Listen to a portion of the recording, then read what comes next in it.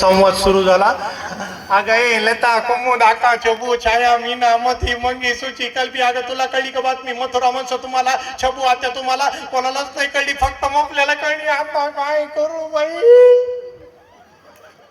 हो बाप्पानी मला तिकडे पत्र पाठवलंय. हो तिकडून पत्रच उत्तर येणार आहे. हो तिकडून पत्रच उत्तर आलं की बोलाचालीची तारीख निश्चित होणार आहे. हो बोलाचालीची तारीख निश्चित झाली की लग्न लंटनला ठरणार आहे. हो लग्न लंटनला ठरलं की तुम्ही मी संदीप पाठक तुमच्या आमच्या लेकर बाळ पोटे छोटे शेजार पाजार आपल्याला समजायला जायला मिळणार बाई.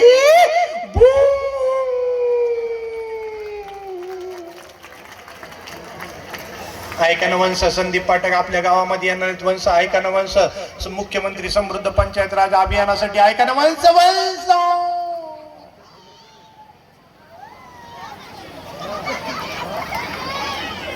पाहिलं ना ग कशी ऐकून नाही ऐकल्यासारखी तरतर करत निघून गेली. वंश नणंदो गेली का ग? काय गेली? काय आहे गेली? अजिबात काम करत नाही, कामच करत नाही, करतच नाही. ते वराड शेवटी विमानाजवळ येऊन थांबलं. त्या बुंगला बघितल्या बरोबर बायका एकदम अचंबित झाल्या. एक इबलीस पोट हे पोट वरच्या पायरीवर चढलं आणि म्हणलं आता समजा आपण या इमानामध्ये बसलो आणि हे इमान वरती गेल्यानंतर बदकन खाली पडलं तर? ह्याच्यासाठी नवस केलता ह्याच्या आईनं ह्याच्या जन्माच्या वेळी.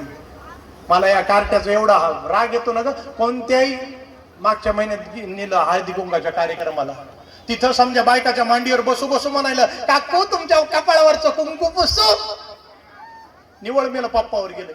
पटापटा पटापटा सगळ्यांनी लेकरांनी म्हाताऱ्या कोताऱ्यांनी पट्टे लावले, आवडले. विमानाच्या आत सिग्नल झाले, बाहेर सिग्नल झाले, सूचना झाली. Passengers are requested to move, please fasten your belt.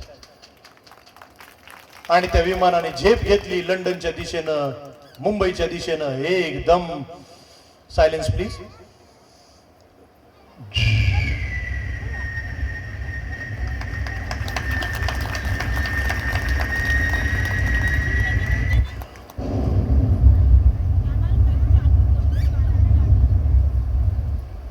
धन्यवाद. जय हिंद, जय महाराष्ट्र.